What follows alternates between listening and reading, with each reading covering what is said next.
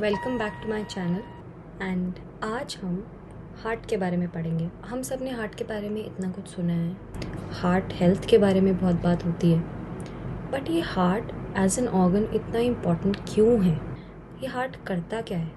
Basically heart जो है वो ब्लड सर्कुलेशन में इन्वॉल्व रहता है। हार्ट का काम है ब्लड पंप करना बॉडी पार्ट्स में। हार्ट जो है वो बहुत ही स्पेशल है बिकॉज ह्यूमंस में हार्ट 4 चेम्बर्ड होता है और इसमें ऑक्सीजनेटेड यानी वैसा ब्लड जिसमें ऑक्सीजन प्रेजेंट है और डीऑक्सीजनेटेड यानी वो वाला ब्लड जिसमें ऑक्सीजन की कमी है, वो दोनों अलग अलग ट्रैवल करते हैं। तो आज की क्लास में हम यही पढ़ेंगे कि हार्ट एज एन ऑर्गन किस तरीके का होता है, क्या उसके स्ट्रक्चर्स होते हैं और उसका काम क्या होता है। सो हार्ट जो है वो ब्लड ट्रांसपोर्ट एंड सर्कुलेशन में हेल्प करता है। ब्लड क्या होता है? ब्लड वो लाल कलर का फ्लूइड है जो आपकी बॉडी में सर्कुलेट करता है। ब्लड का काम क्या होता है? ब्लड का काम होता है चीज़ें ट्रांसपोर्ट करना इधर से उधर, बिकॉज वो आपकी बॉडी में हर जगह फ्लो करता है, तो वो मटेरियल्स को एक जगह से दूसरी जगह ले जा सकता है और ये बहुत ही फ़ायदेमंद बात होती है। ब्लड और लिम्फ दोनों कनेक्टिव टिश्यूज़ में आते हैं। ब्लड के बारे में हम ये जानते हैं कि ब्लड जो है उसमें काफ़ी ज़्यादा अमाउंट में प्लाज्मा होता है एंड प्लाज्मा जो है it is the fluid content in the blood और ये 55% ब्लड जो है वो प्लाज्मा से बना होता है। अगर हम प्लाज्मा को देखें कि प्लाज्मा किस चीज़ से बना है, तो प्लाज्मा 90% पानी से बना है यानी वाटर से बना है एंड 8% से लेके 6% तक इसमें प्रोटीन्स होते हैं और कुछ ऐसे फैक्टर्स होते हैं जो हमारा ब्लड क्लॉट करवाते हैं। जब आपको चोट लग जाती है तो वो घाव जो है वो हील कैसे होता है? वो क्लॉटिंग फैक्टर्स की वजह से हील होता है। वो क्लॉटिंग फैक्टर्स आपका एक्सेसिव ब्लड लॉस प्रिवेंट करते हैं। अगर हम हार्ट की बात करें तो हार्ट जो है हमारे चेस्ट कैविटी में सिचुएटेड होता है और थोड़ा सा लेफ्ट की तरफ टिल्टेड रहता है। ये ह्यूमन हार्ट में 4 चेम्बर्स होते हैं।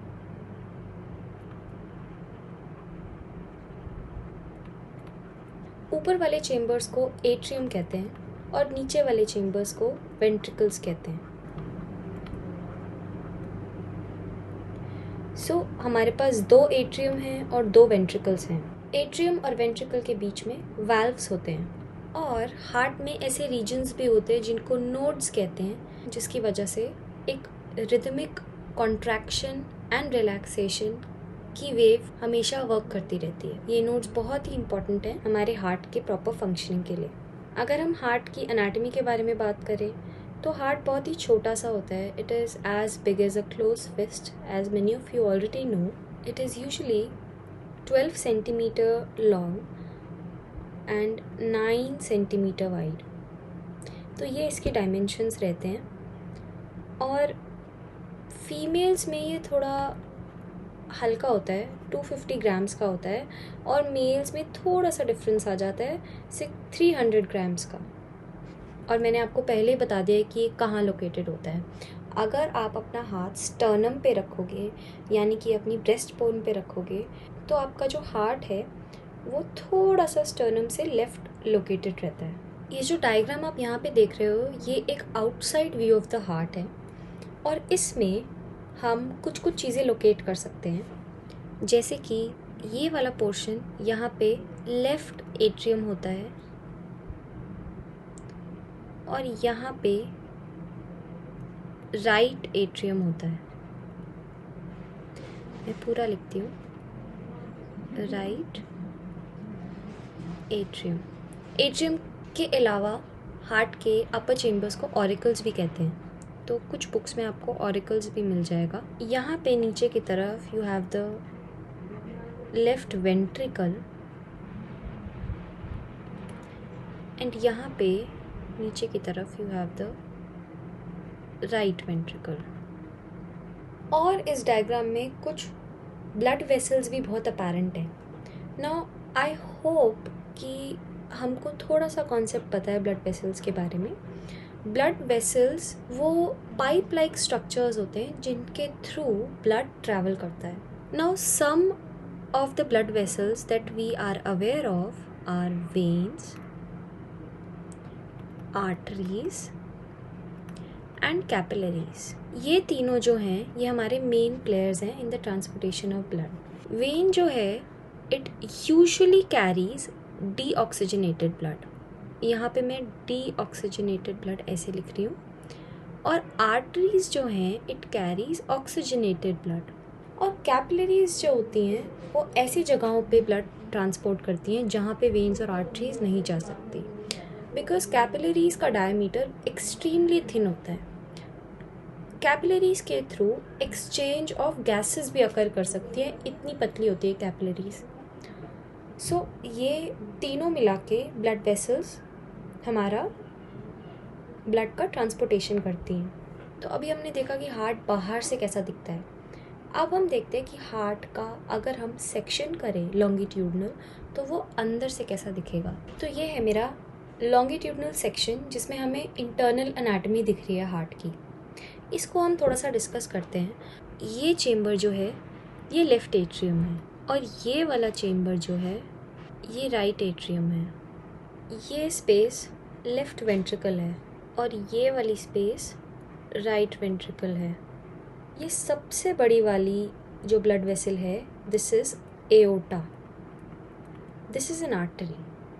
और ये दो जो ब्लड वेसल्स हैं पल्मोनरी आर्टरीज़ हैं और ये यहाँ पे जो हमको दिख रही हैं ये है पल्मोनरी वेन्स। ये जो बड़ी वाली ब्लू कलर की ब्लड वेसल है ये है वेना कावा और ये वेन है। अब आपको कुछ कुछ और स्ट्रक्चर्स भी दिख रहे होंगे, जैसे कि ये यहाँ पे थ्रेड लाइक जो स्ट्रक्चर है ये structure this my friends is a valve. और ये वाल्व जो है वो लेफ़्ट एट्रियम और लेफ़्ट वेंट्रिकल के बीच में है। तो ये एक बायकस्पिड वाल्व है। सिमिलरली यहाँ पे भी हमें सेम स्ट्रक्चर्स देखने को मिलते हैं। यहाँ पे भी एक वाल्व है and this valve is between the right atrium and the right ventricle and this valve is called the tricuspid valve. इनके जो नाम हैं ये इनके स्ट्रक्चर्स पे बेस्ड हैं। ये जैसे दिखते हैं, जैसा इनका स्ट्रक्चर है वैसा ही इनका नाम रखा गया है। बट मोस्ट इम्पॉर्टेंटली इनका क्या फंक्शन होता है। दो चेम्बर्स के बीच में वाल्व जो है उसका रोल ये होता है कि वो ब्लड जो एक चेम्बर से दूसरे चेम्बर में ट्रैवल कर रहा है उसका बैक फ्लो ना हो। बैक फ्लो की वजह ये होती है, आप समझ सकते हो कि हार्ट जो है वो कॉन्ट्रैक्ट करता है और रिलैक्स करता है। तो ये जो स्ट्रक्चर है जब ये कॉन्ट्रैक्ट करेगा, सोचो आप किसी चीज़ को स्क्वीज़ कर रहे हो तो उसके जो फ्लूइड्स हैं वो इधर उधर फैलते हैं कि नहीं। तो यहाँ पे वाल्व का ये काम है कि जब हार्ट जो है वो कॉन्ट्रैक्ट करता है, स्क्वीज़ करता है ब्लड, कहीं वो ब्लड जो है वेंट्रिकल से पीछे की तरफ ना चला जाए, सिर्फ आगे की तरफ जाए, हमारे बॉडी ऑर्गन्स की तरफ। तो अब हम फाइनली समझेंगे कि ब्लड का फ्लो जो है वो किस तरीके से होता है। तो let us do it together. मैं पहले इन चेम्बर्स का नाम दे दूँगी। यहाँ पे मैं इसको बोलूँगी राइट एट्रियम। आप लोग समझ जाना, मैं फुल फॉर्म नहीं लिख पाऊँगी। और यहाँ पे लेफ़्ट एट्रियम, यहाँ पे राइट वेंट्रिकल और यहाँ पे लेफ़्ट वेंट्रिकल। हमारे जो लंग्स हैं उनका काम ये है कि वो बाहर से जो ऑक्सीजन हम इनहेल करते हैं उसको हमारे ब्लड स्ट्रीम में डिफ्यूज़ करते हैं। एंड जो हमारी बॉडी में वेस्ट अक्यूमुलेट होता है, जो कार्बन डाइऑक्साइड गैस जनरेट होती है ड्यू टू मेटाबॉलिक प्रोसेसेस, वो हमारी बॉडी से एक्सपेल करता है। सो ये continuous diffusion of gas and taking up of oxygen in the bloodstream happens in lungs. So where can the heart get oxygenated blood from? Lung से ही मिलेगा उसको oxygenated blood. तो हम अपनी कहानी को लेफ्ट एट्रियम से शुरू करेंगे।